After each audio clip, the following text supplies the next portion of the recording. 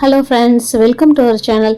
இன்னைக்கு நம்ம சேனலில் ஒரு கார வடை ரெசிபி தான் பார்க்க போகிறோம். இந்த கார வடை நல்லா டீ கடைகளில் கிடைக்கிற மாதிரியே மேலே நல்லா மொறுமொறுன்னு உள்ள நல்லா சாஃப்டாக கொஞ்சம் கூட எண்ணெய் குடிக்காத அளவுக்கு எப்படி செய்யறதுனா இன்னைக்கு நம்ம வீடியோவில் பார்க்க போகிறோம். மிக்ஸி யூஸ் பண்ணி நல்லா மொறுமொறுன்னு கார வடை எப்படி செய்யறது இன்னைக்கு நம்ம வீடியோவில் பார்க்கலாம்.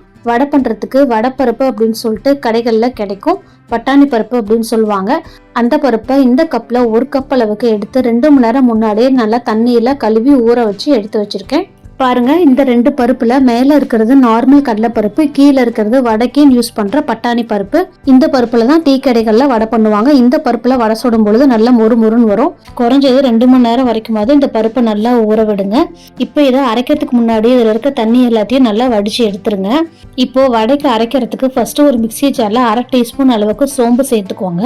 அடுத்ததா ஒரு சின்ன பீஸ் அளவுக்கு இஞ்சி சேர்த்துட்டு ஒரு 7 to 8 பல் அளவுக்கு பூண்டா தோலோட இதுல சேர்த்துருங்க. சேர்த்துட்டு காரத்துக்காக 2 பச்சை மிளகாய் இதுல சேர்த்துக்கலாம். உங்க விருப்பத்துக்கு வேணா நீங்க வரமிளகா கூட சேர்த்துக்கலாம். இப்போ இது எல்லாத்தையும் தண்ணி சேர்க்காம நல்லா கொரக்கொரப்பா ஒரு டைம் அரைச்சி எடுத்துட்டு வந்துக்கோங்க. பாருங்க, இந்த அளவு கொரக்கொரப்பா இருக்கணும். நீங்க தண்ணி சேர்க்காம அரைச்சாலே கொரக்கொரப்பா தான் வரும்.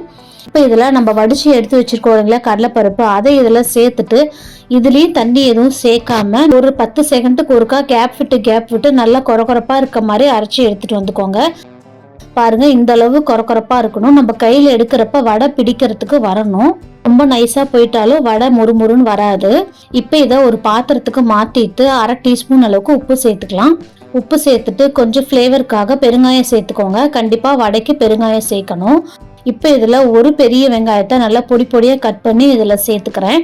வெங்காயத்தை கட் பண்ணிட்டு நல்லா இந்த மாதிரி உதுத்துட்டு சேர்த்துக்கோங்க. இப்போ இதுல ஒரு 2 கொத்தளவு கருவேப்பிலைய பொடியா கட் பண்ணி சேர்த்துட்டு கூடவே கொஞ்சமா கொத்தமல்லி தலையும் பொடியா கட் பண்ணி இதுல சேர்த்துருங்க. இப்போ இது எல்லாத்தையும் நல்லா ஒன்று சேர அளவுக்கு மிக்ஸ் பண்ணி விட்டுருங்க. வெங்காயம் ஒரு பக்கமா நின்றக்கூடாது. எல்லாமே நல்லா கலந்து வர மாதிரி இந்த மாதிரி மிக்ஸ் பண்ணி விட்டுருங்க. அவ்வளவுதான். இப்போ வடை தட்ட ஆரம்பிச்சிடலாம். கொஞ்சமா ஒரு எலுமிச்சம்பழ சைஸ்க்கு பருப்பு எடுத்துக்கோங்க. ரொம்ப பெருசா இருந்தாலும் வேகிறதுக்கு லேட் ஆகும். இப்போ இதை நல்லா உருண்டை ஷேப்ல உருண்டை பண்ணிட்டு உள்ளங்கையில வச்சு இந்த மாதிரி 4 விரல்ல லைட்டா அழுத்தி விடுங்க. அப்பதான் நல்லா சமமா இருக்கும். இந்த மாதிரி இதை அழுத்தி எடுத்துக்கோங்க. நடுவுல மொத்தமா இல்லாத மாதிரி பாத்துக்கோங்க. இப்ப இந்த வடைய அப்படியே சூடா இருக்கிற எண்ணெயில சேர்த்துருங்க. எண்ணெய் நல்லா கொதிக்கிற சூடுல இருக்கணும். இதே மாதிரி எல்லா வடையும் தட்டி சேர்த்துடலாம். எல்லா வடையும் சேர்த்ததுக்கு அப்புறமா அடுப்பை மீடியம் ஃப்ளேம்ல வச்சுக்கோங்க. ஃபுல்லாவே இருந்துச்சு அப்படின்னா மேல டக்குன்னு கலர் மாறிடும். உள்ள பருப்பு சரியா வெந்திருக்காது. இப்போ ஒரு 30 செகண்ட் கேப் விட்டு வடைய ஒரு 2 to 3 தடவை இந்த மாதிரி திருப்பி விட்டுட்டே இருங்க. அப்பதான் எல்லா பக்கமும் ஒரே மாதிரி வெந்து வரும். கலரும் ஒரே மாதிரி ஈவனா வரும். அதே மாதிரி வடை வெந்து முடிக்கிற வரைக்குமே அடுப்பை மீடியம் ஃப்ளேம்ல வச்சுக்கோங்க. ரொம்ப ஹை ஃப்ளேம்ல வச்சிட வேண்டாம்.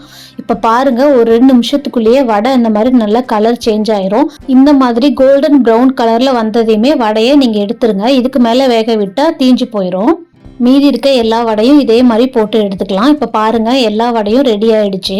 பாக்குறதுக்கே நல்ல கலர்ஃபுல்லா கிறிஸ்பியா இருக்கு. பாருங்க, வடையை இந்த மாதிரி சம அளவுல தட்டி சேர்க்கிறப்ப எல்லா பக்கமும் ஒரே மாதிரி வேகும். பாருங்க, கொஞ்சம் கூட எண்ணெய் குடிக்கவே இல்லை. தண்ணி நம்ம அதிகமா சேர்த்து அரைச்சிட்டோம் அப்படின்னா நல்லாவே வடை எண்ணெய் குடிச்சிரும். கரெக்டான பக்குவத்துல அரைக்கிறப்ப கொஞ்சம் கூட எண்ணெய் குடிக்காது. இந்த வடை ரெசிபியை கண்டிப்பா உங்க வீட்லயும் செஞ்சு பாருங்க. செஞ்சு பார்த்துட்டு எப்படி வந்துச்சுன்னு சொல்லுங்க. நம்ம சேனல் உங்களுக்கு பிடிச்சிருந்தா லைக் பண்ணுங்க, ஷேர் பண்ணுங்க, மறக்காம சப்ஸ்கிரைப் பண்ணுங்க. தேங்க்யூ.